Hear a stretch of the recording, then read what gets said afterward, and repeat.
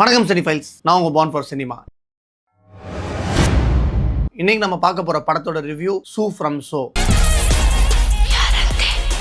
சோமேஸ்வர் சுலோச்சனன் ஒரு கன்னட படம். இந்த வருஷத்துல நான் பார்த்த ஃபர்ஸ்ட் கன்னட ஃபிலிம். என்னோட நிறைய கன்னட ஃப்ரெண்ட்ஸ் வந்துட்டு இந்த படத்தை எனக்கு ரெஃபர் பண்ணாங்க. ஸோ என்ன படம், யாரு டைரக்டரு, அந்த படத்தோட டீடைல்ஸ் எதுவுமே தெரியாம தான் இந்த படம் பார்த்தேன். எக்ஸ்பெக்டேஷன் இல்லாம இந்த படம் பார்த்ததுக்கு எனக்கு பயங்கர ஃபுல்ஃபில்லா இருந்துச்சு. படம் அவ்வளோ நல்லா இருந்துச்சு. ஸோ இந்த படத்தை எக்ஸ்பெக்டேஷன் இல்லாம பார்க்கறது பெஸ்ட். என்னால எந்த அளவுக்கு இந்த படத்தோட கதையோ இல்ல மற்ற ட்விஸ்டையும் ரிவீல் பண்ணாம இந்த வீடியோல இந்த படத்தை பத்தி பேச முடியுமோ அந்த அளவுக்கு நான் ட்ரை பண்றேன். இந்த படத்தோட கதை நடக்கிறதே ஒரு மேங்களூர் பக்கத்துல இருக்கிற ஒரு கோஸ்டல் வில்லேஜ் தான். அந்த வில்லேஜ்ல இருக்கிற எல்லாருக்குமே ரொம்ப அதிகமா ஒரு சூப்பர்ஸ்டிஷியஸ் பிலீவ் இருக்கும். அதிகமான விஷயங்களை நம்பிட்டு இருப்பாங்க.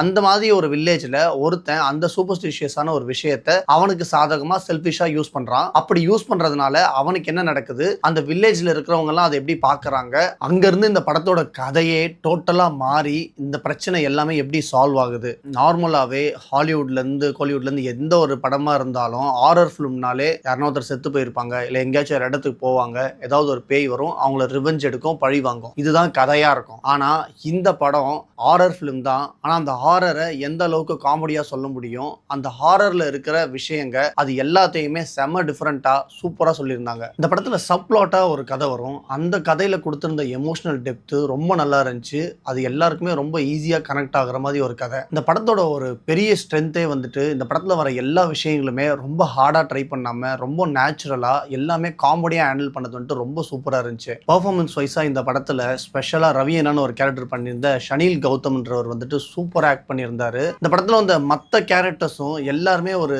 ஆக்டர்ஸ் மாதிரியே ஃபீல் ஆகாம அந்த ஊர்ல இருந்த ஒரு அத்தன்டிக்கான ஆள் மாதிரியே இருந்தாங்க.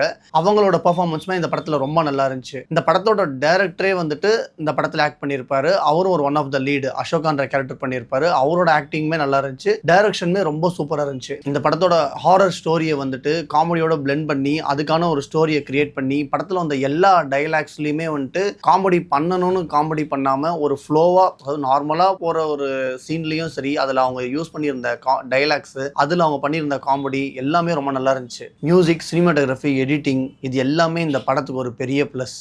சில சீன்ஸ் இந்த படத்துல சில்லியா ஸ்ட்ரெச்டா இருக்கிற மாதிரி இருக்கலாம். ஆனா ஆனஸ்டா சொல்லணும்னா இந்த படம் கிரியேட் பண்ற வைப்க்கு அதெல்லாம் ஒரு பெரிய ஒரு விஷயமா தெரியவே இல்லை. ஏன்னா படம் அவ்வளோ நல்லா ஃபன்னா போயிட்டு இருந்துச்சு. இந்த வீடியோ உங்களுக்கு பிடிச்சிருந்தா லைக் பண்ணுங்க.